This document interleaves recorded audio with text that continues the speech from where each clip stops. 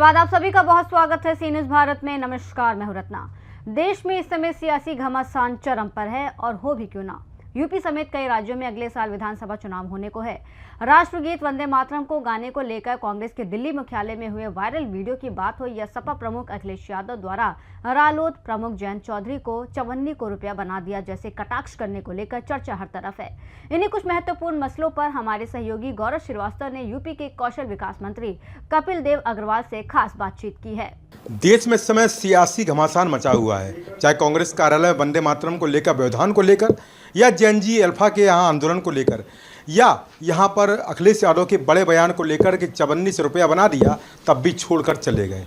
ऐसे कुछ मसले हैं, इन पर चर्चा करने के लिए हमारे साथ मौजूद उत्तर प्रदेश सरकार के कौशल विकास मंत्री कपिल देव अग्रवाल। क्या बोलेंगे? तमाम तरह के बयान, सियासी घमासान, वंदे मातरम से शुरुआत करते हैं, क्या बोलेंगे? किस प्रकार का शर्मनाक, बहुत ही शर्मनाक, बहुत ही निंदनीय। भारतीय इतनी बड़ी कांग्रेस पार्टी की राष्ट्रीय अध्यक्ष रही और वर्तमान में अपनी पार्टी कमांडर श्रीमती सोनिया गांधी वंदे मातरम को रोकने का काम करती हैं। सार्वजनिक रूप से उनकी वीडियो वायरल होती है। वो वंदे मातरम, और यानी कांग्रेस तो आज़ादी से पहले की पार्टी है। ये कहते हैं हमारे लोगों ने देश के लिए बलिदान देने का काम किया।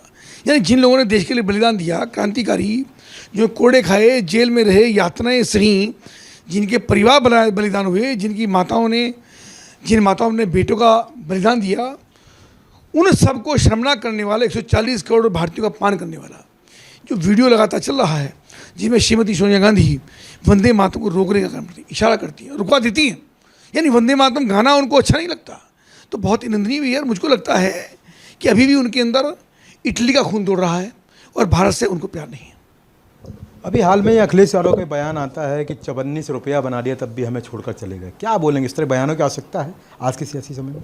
देखिए, समाजवादी पार्टी बड़ी पार्टी है, अपनी पार्टी के राष्ट्रीय अध्यक्ष श्री अखिलेश यादव, और उनको ये भी याद रखना चाहिए कि चौधरी चरण सिंह जो उत्तर प्रदेश के मुख्यमंत्री रहे, देश के प्रधानमंत्री रहे, उनके चरणों में बैठ करके श्री मुलायम सिंह यादव ने राजनीति करने का काम किया। इतना पुराना संबंध दोनों पार्टियों का है। और चौधरी चरण सिंह जी की विरासत को संभालने का काम, उसके बाद अजीत सिंह और उसके बाद चौधरी जयंत सिंह वो संभालने का काम कर रहे हैं। तो बच्चे नहीं हैं, राजनीति में एकदम अचानक पैदा नहीं हुए। तो अपनी विरासत को, अपनी पार्टी, उतनी बड़ी पार्टी नहीं मैंने माना, लेकिन ऐसा भी नहीं अस्तित्व नहीं है। पश्चिम उत्तर प्रदेश में उनका अस्तित्व है। और किसी पार्टी के बारे में इस बार टिप्पणी करना कि वो चवन्नी है, हमने रुपया बना दिया, ये बहुत ही छिछोरापन, बहुत ही हल्का बयान मुझको लगता है ये समाजवादी पार्टी के राष्ट्रीय अध्यक्ष श्री अखिलेश यादव जी का है, जो बेहद निंदनीय है इस प्रकार की बातें। और ये बात उन्होंने पहली बार नहीं की, कई बार इस प्रकार की टिप्पणियाँ करते हैं। और जितनी बड़ी पार्टी के नेता हैं और जितनी बड़ी उनकी पार्टी, उस हिसाब से उनकी बयानबाजी ये बहुत छोटे स्तर की है। ये सवाल हो रहेगा, अभी आपने देखा जेएनजी का आंदोलन हुआ जंतर मंतर पर, तमाम जगह और भी आंदोलन होता रहा। उसके बाद अब यहाँ पर जैन अल्फा, उसकी यहाँ पर कवायद शुरू हुई है समस्याओं के लिए, सुविधाओं के लिए, जो ज़रूरतें हैं उनके लिए। अब जो बच्चे हैं इंटर कॉलेज स्तर के, वो बच्चे अब यहाँ पर आंदोलन कर रहे हैं। क्या बोलेंगे? ये कैसी व्यवस्था है, क्या कारण है? इसके ऊपर बहुत टिप्पणी करने का औचित्य नहीं है, पर इतना जरूर समझता हूँ कि जो बातें हुई हैं किसी न किसी स्टाफ के द्वारा योजनाबद्ध तरीके से बच्चों को उकसाने का काम हुआ होगा, वरना बच्चों की इतनी जानकारी होती भी नहीं है। और सुनिए, विद्यालय की बहुत सारी व्यवस्थाएं होती हैं। कभी कभी मान लो टीचर की जैसे चर्चा आई कि वो टीचर कम है, तो उसकी जिम्मेदारी विद्यालय की है। सरकार की दृष्टि से अगर मैं बात करूँ तो सरकार तो लगातार काम कर रही है। 1,65,000 टीचर्स की भर्तियाँ अभी उत्तर प्रदेश के अंदर हुई है, बड़ी संख्या में। पुलिस में भर्ती हुई, शिक्षकों की भर्ती हुई, पूर्व की सरकारों में कभी नहीं हुई। तो सरकार तो पहले से ही बहुत संवेदनशील है। स्कूलों की स्थिति को इतनी शानदार करने का काम किया। इंफ्रास्ट्रक्चर, वहाँ की बिल्डिंग, वहाँ का पानी, वहाँ का फर्नीचर, वहाँ की 24 घंटे का आरओ का पानी, बढ़िया शानदार टीचर्स, और इतने बढ़िया और क्वालिफाइड टीचर्स हमारे प्राइमरी विद्यालयों के अंदर हैं। मैं किसी पर टिप्पणी नहीं करूँगा, पर जो और अन्य विद्यालय हैं उनसे कई गुना क्वालिफाइड हैं। तो ये चीज़ समझ जाएंगी। लेकिन कुछ लोग जानबूझ करके प्रदेश की व्यवस्था को, देश की व्यवस्था को व्यवधान डालने का काम कर रहे हैं। राष्ट्रीय टीम का ऐलान हो गया बीजेपी की, और तमाम चेहरे, बड़े चेहरे यूपी से, और तमाम लोगों को बड़ी यहाँ जिम्मेदारी दी गई है। क्या बोलेंगे?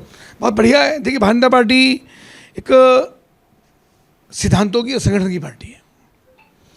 जिन लोगों को जिम्मेदारी मिलती है वो पहले से ही कहीं ना कहीं सिस्टम में जिम्मेदारी पर रहे हैं, उनका अनुभव है, पार्टी के लिए समर्पण है, तभी जाके एक सिलेक्शन होता है। पर जो लोग पूर्व में थे, उनकी जिम्मेदारी थी, उन्होंने भी काम किया है, उनका भी मैं सम्मान करता हूँ।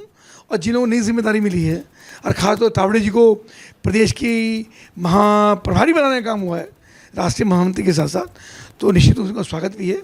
उनके नेतृत्व में हम लोग और अच्छा काम करेंगे।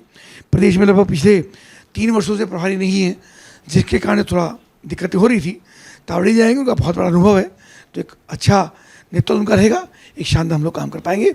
और प्रदेश के लगभग 8 लोगों की जिम्मेदारी उत्तर प्रदेश के लोगों को मिली है, उनको भी और देश भर के सभी लोगों को हमारी ओर से बधाई भी है। और ये भरोसा रखिए कि प्रधानमंत्री जी के नेतृत्व में और आदरणीय नितिन नवीन जी के नेतृत्व में भारतीय जनता पार्टी और अधिक प्रबलता के साथ, दृढ़ता के साथ, मजबूती के साथ अपना काम और प्रदर्शन करने का काम करेगी। एक सवाल लगा, विभाग से आज भी एक मीटिंग हुई थी और मीटिंग का क्या उद्देश्य रहा और क्या कौन सी योजनाएं आने वाले भविष्य में आपके द्वारा लाने वाली है? देखिए, व्यवसाय शिक्षा कौशल विकास विभाग, उसमें जो हमारा मिशन है UPSDM, उसकी मीटिंग हमने करी अपने ट्रेनिंग पार्टनर्स की। प्रदेश भर में ट्रेनिंग पार्टनर्स काम करते हैं, बड़ी संख्या में लोग आए, उनको बुलवाया गया, उन सब की बातों को सुना गया, उनकी समस्या को समझा गया। जो लोग काम करते हैं तो समस्याएं भी होती हैं, कहीं कहीं विभाग के स्तर पर भी लापरवाही होती है। उन सबको अधिकारियों को बैठाकर उनकी बातों को सुना, अधिकारियों ने भी सुना, उनकी बातों का, अधिकांश बातों का ऑन स्पॉट समाधान किया गया। और हमने भी अपना पक्ष रखा कि आपकी जिम्मेदारी भी है कि प्रधानमंत्री जी का संकल्प है कि युवाओं को अपने स्किल्ड करना है, उनके हाथ में हुनर हो, तो उसी तेज़ी के साथ, उसी गति के साथ, उसी रिजल्ट के साथ, तो निश्चित निर्धारित समय के अंदर उन सब का परिणाम आए, ये निर्देश उनको दिए गए हैं। और किसी प्रकार की लापरवाही ना हो। और विभाग के स्तर पर अगर कोई जिम्मेदारी तय होती है, यानी कोई गड़बड़ होती है या लापरवाही होती है, विलंब होता है, तो उसको मैंने कहा कि इसको अधिकारी को निर्देशित किया है कि तत्काल प्रभाव से उनकी समस्या का समाधान करें। तो ये थी हमारे उत्तर प्रदेश सरकार के कौशल विकास मंत्री कपिल देव वर्मा का कहना है कि जिस तरह से हमारा विभाग काम कर रहा है, बेहतरी की तरफ अग्रसर है और निर्धारित सीमा में यहाँ पर तमाम जो लक्ष्य हैं उनको पूर्ति के लिए काम किए जा रहे हैं। आने वाले समय में भी इस तरह के प्रयास किए जाते रहेंगे। फिलहाल एक बात तो स्पष्ट है कि कौशल विकास जो मिशन है वो लगातार कपिल देव वर्मा के नेतृत्व में बेहतर काम करता नजर आ रहा है। कैमरा पर्सन दीपक के साथ गौरव श्रीवास्तव, सी न्यूज़ भारत, लखनऊ। खास रिपोर्ट में इतना ही। देश और दुनिया की तमाम बड़ी खबरों के लिए आप देखते रहिए सी न्यूज़ भारत।